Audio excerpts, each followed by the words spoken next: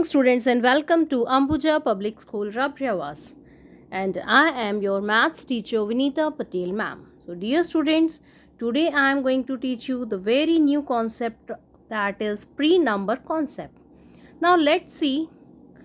Today I am going to teach you the new concept of big and small. Okay, it comes under pre-number concepts. Big and small. In this we have to compare two things, okay, and identify that which one is big and which one is small. Big means observe the given images. Okay, I hope that you all are able to see an elephant and a small bird sitting on elephant's head. Okay, so elephant is big because it is big in length and height. Okay, length and breadth we can say. Okay, and the bird is very tiny, small. So by observing two things, the thing which is more in length or height or breadth, that one is big, and the thing which is less in height and width, that is small.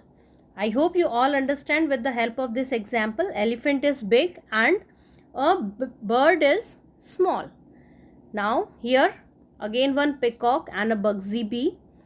All of you have seen sometimes peacock, and peacock, as you observe, that is very big, and a Bugsy bee is very small. Okay, so in this way we can compare two things and identify that which one is big. Big means which contains more length and breadth. Okay, now in this case monkey and a small frog.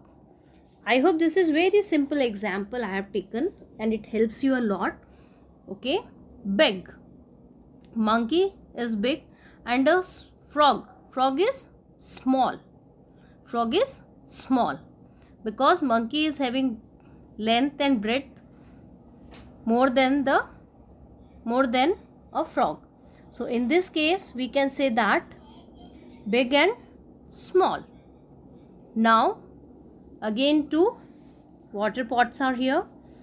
By observing this we can compare that one is small and other one is big. Okay, so we can compare two things, okay, big and small, okay, by observing them.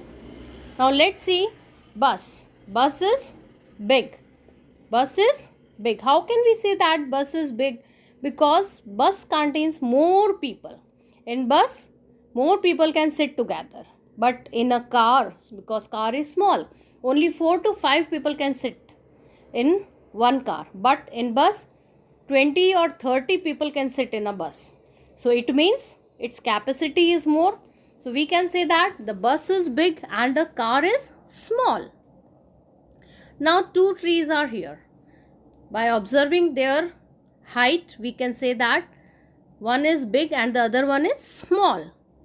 We can take examples from our life also. We can say that when we stand near our mama, we are kid and we can stand near our mama, then we can say that mama is big and I am small.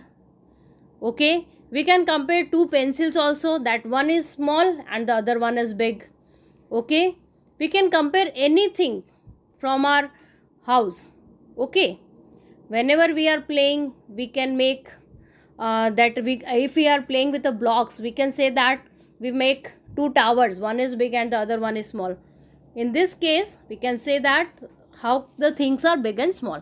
Let's compare two apples. One is big apple and the other one is small apple. Okay, we can compare vegetables also. Okay, that one vegetable is big, the other one is small. Okay, as we observe that bottle gourd is big and a lemon is small. So in this way we can compare the things and able to understand the concept of big and small with the help of our daily routine things. Okay, now observe two balls, one is big and the other one is small. Okay, by their appearance we can identify the things which are big and small. Okay, now bicycles are here, one is big and the other one is small. Okay, as you all have seen in gardens also and in roads also, some kids are having big bicycle and some small kids are having small bicycles. Okay, So dear students, I hope you all understand the simple concept of big and small. You also do more and more practice of this concept with your parents by observing things and compare them. Okay, like door is big and the window is small. Very simple example. Okay, so you have to do more and more practice of this. Thank you everyone. Bye bye.